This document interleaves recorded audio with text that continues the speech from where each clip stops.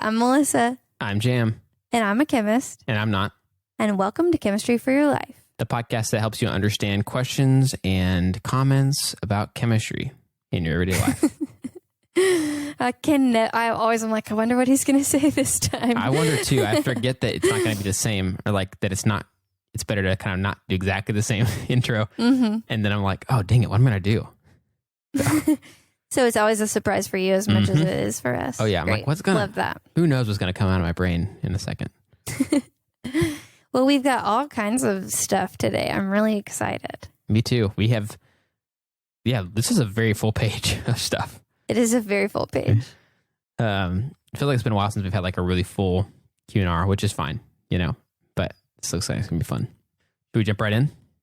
Let's do it. You ready? I'm ready. Okay. So this question comes from Vianette G, and she asks, so I've heard that consuming renewable things like grocery bags is not much better because the amount of energy it takes to make that is equivalent to consuming plastic bags. Is that true? Okay, Vianette. One of my resources, and I can't remember which one or where, mentioned this. And they said, and I only saw it one place, so I hesitate to affirm things that I could only find in one place. I really try to get multiple sources for everything I say on a show in an episode. But I did read that might be true. And what they said right after that was the best thing you can do is reuse the things you already have rather than using one-time use objects or items. So that may be true. I think the thing I read specifically said recycling a paper bag takes roughly the same amount of carbon footprint as leaving a plastic bag, but I couldn't really wrap my mind around that because a plastic bag takes so long to break down and stays in the environment and hurts animals that it's hard for me to imagine a carbon footprint that would be equivalent to that impact. But ultimately, everywhere agreed that the best thing to do is use what you already have rather than getting new items and disposing of it. That one-time use disposable culture is not beneficial to the environment. So the best thing to do is reuse what you have. Got it. Okay. That makes sense. Good question, Vianette. Okay, so the next one I'm going to read, this is paraphrased. We have a friend of the podcast, Shael, who loves to send us voice memos on Instagram, which I love. I'm a big voice memo person. And she also loves to call Jam out on his mispuns. Yeah. She's called him out a few times. Yep. And so on the polymer episode, she noticed that I had said I was really sad about plastics. And then I later said that I angry wrote the episode on a Saturday. And she said, Jam, how did you miss it? A Saturday. So it was really good catch, Shale. And you're right. It was a sad Saturday. Yep. When I was so sad about that. Yeah, I totally missed it. Polymer situation. I totally missed it. And you're right that she mentioned how, pronunciation of the word Saturday can be different depending on where you are in the world. But we definitely say it with a very soft T, like a D. And it just did not cross my mind at all because of how I just think of the word as being SAT, And so yeah, it didn't enter my mind at all that we literally say sad or day. Yeah. So well, and she's got a beautiful accent from, I think, Australia. Yeah. Yep. So she probably heard the sad a lot harder from our American accents. That's true. We do that pretty hard. We are very soft on our T's a lot of times. But yeah, good catch, Shael. I'll try not to miss a good pun like that next time. Okay, this next question is from Anthony C. And he asks, in the polymer episode, you mentioned catalysis. Did you ever say what catalysis is? That is a good question, Anthony. I think I may have said it early on in some old episodes. And there's a slightly different definition of catalysis or catalysts in biology than in chemistry. But I'll just say that a catalyst essentially serves to facilitate a reaction. It helps a reaction happen quicker or easier, or just facilitates a reaction in some way. So that's the best definition I can give across the board for a catalyst. And so those plastics, I think they were converted with catalysis, I think is what he's mentioning. So there's something that helped that reaction along. Okay, so the word catalyst and the word catalysis they're describing a similar thing. A catalyst would be like the thing, the substance, and catalysis would be the process. Yes, that's exactly right. Got it. I don't think I really thought about that, but obviously they sound so much the same. Okay, this next question comes from Shael, from our pun watcher. Do I spill hot water more because the molecules are moving around more? Okay, this is such a good question. My honest answer is I have no idea, but I thought that this thought process is the exact kind of thought process you want to see in a science mind. So that's why I wanted to put it in there, because the molecules are moving around more in hot water for sure. So the more energy that you put into a molecule, the more it moves around. So I don't know for sure if you're more likely to spill it because it has more motion, but I do think that that is the way to be thinking.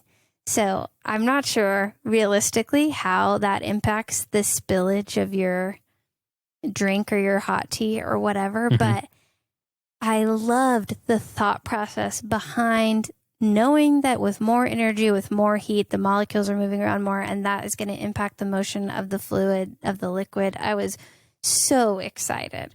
So good job, Shael. I don't have a solid answer for you, but I'm so impressed with that thought process. I've noticed that to be really true with milk.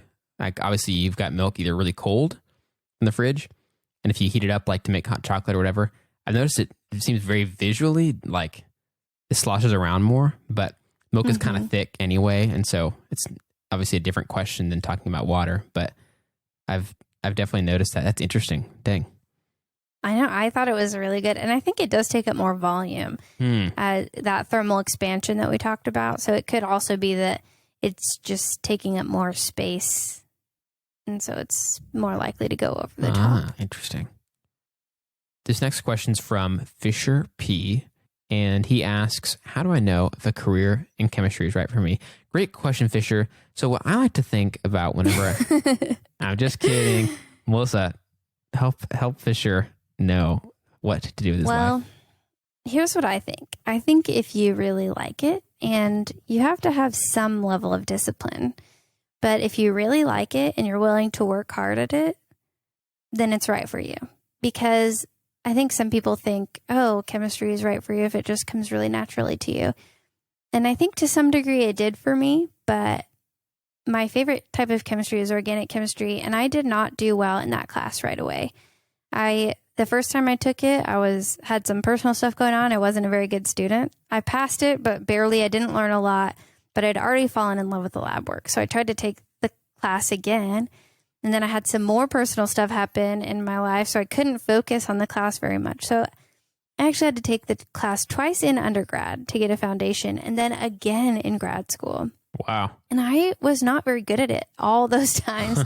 And I remember calling my mom and saying, I don't know if I can do this. I don't know if I'm good enough at this, and I worry I'll never be able to learn it. And she said, do you think it's really fun? Do you like it? Then I think it's worth it for you to keep trying. Just keep trying. I don't think it's time for you to give up yet. And so then I offered to TA the course. So I had to be able to answer students' questions and sit in class every single day.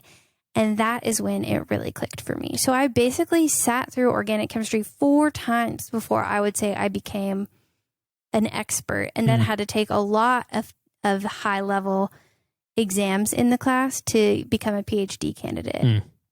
And that is when I started to feel like I really knew organic chemistry. So if you looked at me as a sophomore in college and the amount of level I put into it, you would have said a career in chemistry is not right for her, but I loved it and I pursued it. And so I think that's how you know. You can also take into account things like where you want to live, if you're willing to move, if you're interested in bench chemistry. Organic chemists have a high level of cancer because they're exposed to a lot of chemicals, so there's things to consider. But if you really love it, you can find in the variety of jobs that are offered in chemistry, you could find something that allows you to do chemistry in your everyday life. Dang, awesome. And you really leaned into the challenge there. Yeah, it's kind of insane that I chose to keep going. But I had been in the lab already, And making new things in the lab really inspired me. I really wanted to keep making things in the lab, and I knew I had to understand the chemistry if I wanted to be able to go very far in that field. Nice. And even though you picked chemistry, you've like changed exactly what you're going to do in chemistry. Yes, a definitely. little bit. So I guess it's okay to maybe not always know exactly what you're going to do. Definitely. Yeah, so that's a great question, and I just really want to reiterate that it's not about skill and ability. It's about, do you enjoy it, and are you willing to work hard to understand it? Nice. Dang, that's awesome advice. So this next question, I always think of Perd Havley, that like from way back when they did like the first Q&R. This next question is a statement. So this is from Dan S. And he said, for superglue, your original question that wasn't answered was how to remove superglue, like if your fingers were stuck together. That's right. JD came and asked me that, and I meant to answer it in the episode, and I forgot. We got this question from Anthony C., from Nikki N., from Dr. Moon. A bunch of people wrote in to point out my error in that. So I'm sorry, you guys. But here, he did it for me, so that's exciting. So he says that acetone works like a nail polish remover. And if you put a small amount on the end of a cotton swab and apply it directly to the glue, that should dissolve the bond without damaging the skin. Huh. Yeah, so what I read was that might solvate, which means to surround it with solvent, the molecules, and make them easier to slide past each other. It may break the bond. I'm not sure if it actually does break those cross-link bonds, but it definitely will help it come off of your skin. Nice. Interesting. I read that same thing in my research and meant to put it in the episode and forgot, so I can vouch for that. Nice. Okay, cool. I usually have like not really, I've never like glued my fingers together, but if I ever get some on me, I've usually just left it, let it slowly come off on its own. So it'd be nice to have a quicker method than that. Yeah, I just leave it usually too. And then Dan S. also mentioned the book that you talked about that we've had somebody else recommend as well, called Napoleon's Buttons. Oh yeah, Dr. Moon recommended that. That's right. When she wrote in. And he said he highly recommends that book, especially for budding chemists, high school students, or early college. It mixes chemistry and history in an easily readable book. And I thought that sounds like great for me also, a non-chemist in a chemistry podcast. I feel like I should definitely read that. Yeah, that book, and he mentioned another one that I actually already have that I found randomly in a resale bookshop in Virginia. Wow. That's called Genie in a Bottle, that I bought knowing we were going to do this podcast, and I have never actually gotten around to reading it. So those are good book suggestions. I'm excited. I have never read Napoleon's Buttons, so apparently I've got to get on it. So the next thing I'm going to read is from Richard P., and he wrote me an email. He said, "You were so right when you answered a question about how to survive organic chemistry. I struggled through chemistry until I was preparing for my final exam in first semester organic. Something finally clicked when I realized exactly what you said. You cannot memorize the material. You have to practice it. I think of it as you have to understand the material. Anyway, it was that moment that I decided it would be my major." I was so excited. Thanks, Richard, for writing that in. That makes me really happy to hear, and that you had a similar experience. I tell my students all the time, it's important to understand, not just memorize. So I'm glad you had that experience, and thanks for sharing it. I love hearing from other people who love chemistry. That was exciting. Dang, that is awesome. Very, very cool. Also, good luck, Richard. Yeah, keep us posted as you travel through your schooling. Mm-hmm. Okay, these next questions are kind of not as chemistry specific. Nima K asked, how long are you going to continue? What's the future plan? Well, Nima, I guess Jam can answer this too. I think we're pretty well on the same page, but I think we want to continue as long as we can. Yep. I really love this podcast. It really helped renew my love of chemistry and chemistry education. I had kind of a bad experience coming out of my master's degree and was a little burnt out. And doing this has really helped me remember why I love chemistry, and I don't ever want to give that up. I sometimes worry we'll run out of topics, or the concepts are going to be so complicated that I have to do so much research per episode, but until I just absolutely have no idea what to talk about anymore, I think we're going to keep going. Not to toot our own horn, but this is the kind of podcast that I would listen to if I wasn't part of it. Like, I love science podcasts, even though I'm not a science person. It's not anything I do for work or anything like that. And so I think one thing that really keeps me excited about it is it feels like there's a clear place for this podcast out in the world. There's many podcasts, but not one exactly like this for this specific topic that I had come across before. And so it feels like it really affords its place in the spectrum of many podcasts. And so we hope that that is the same for you guys, that a lot of listeners feel that way. And there's plenty of people who still really, really benefit from having this podcast out there and feel like, whether they're a student or just really love science, that they learn a lot. But I think it'd be especially cool if we could spend more time on it in the future. And if it could not really doesn't need to make a ton of money, but just afford its time for Melissa to spend more time in research, or for us to be able to do some maybe different ideas that Melissa's talked about in the past, maybe trying to have some other experts that we can talk to or something like that. I think that'd be really cool. Obviously we can't just force that to happen, but it would be very, very cool. We dream about that a lot. Yeah, I'm definitely right now living my science communication dreams.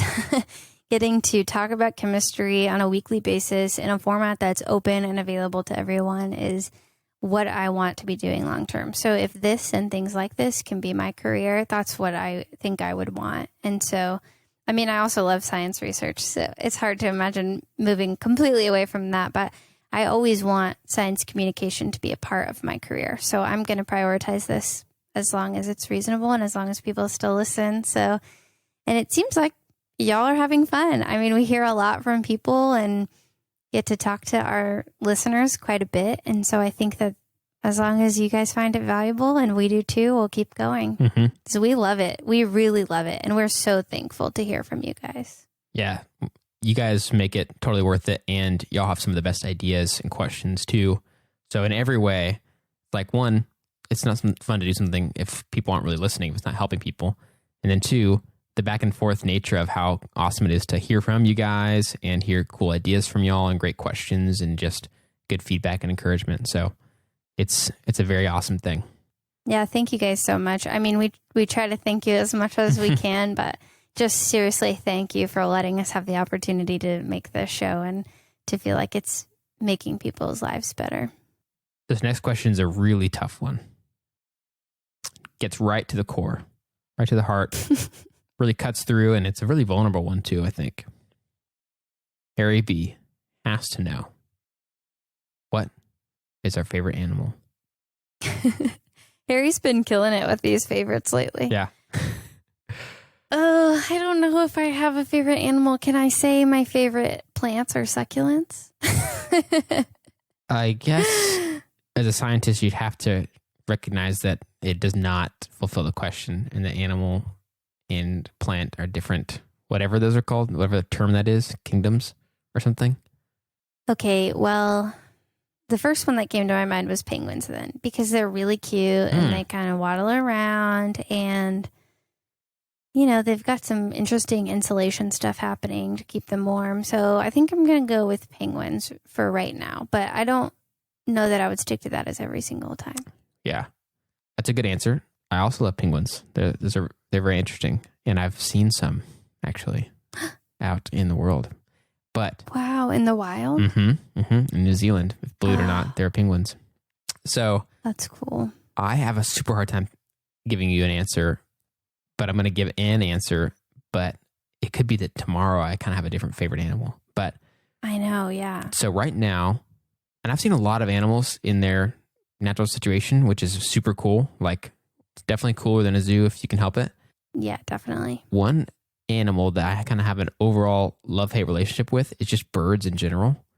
I'm just totally fascinated with them and very interested in them. There's so many kinds of birds.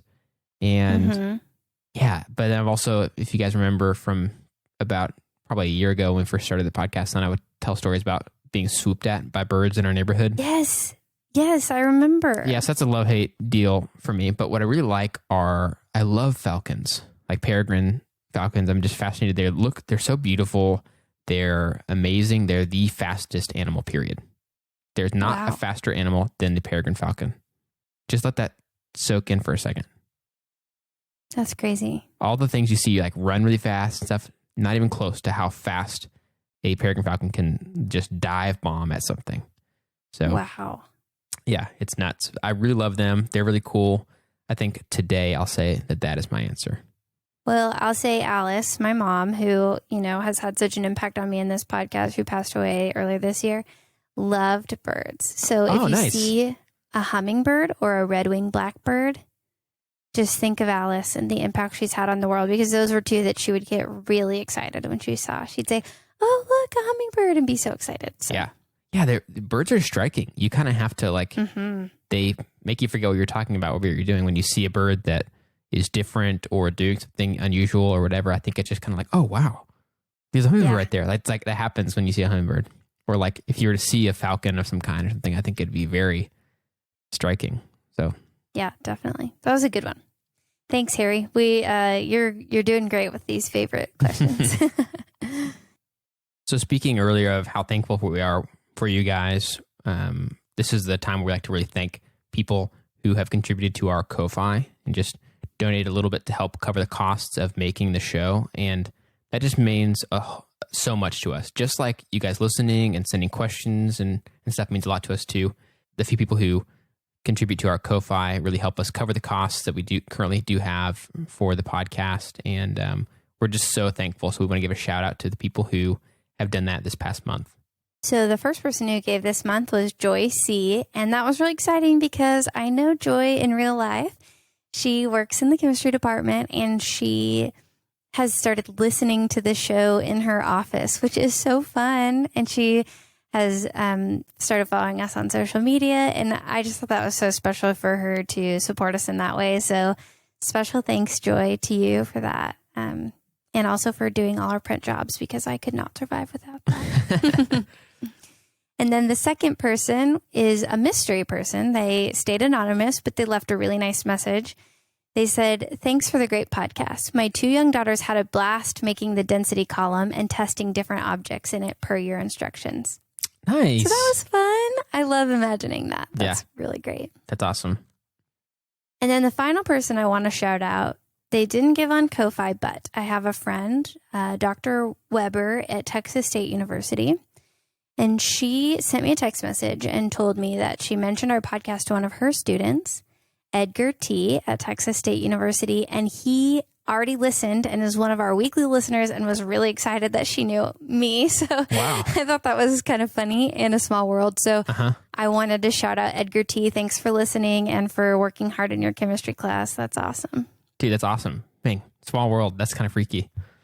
I know. I was like, that's amazing and so funny. And I immediately asked his name so that I could share because I thought that was really nice. Dang, that's awesome. Well, guys, thanks so much for your questions, statements, and everything. We love getting to do these Q&Rs. Yeah, we definitely love it. And we're so thankful, like we said, to have you guys listen and to write in questions and interact with us. That makes it so much more fun. This episode of Chemistry for Your Life was created by Melissa Collini and Jam Robinson, and we'd like to give a special thanks to E. Robinson, who reviewed this episode.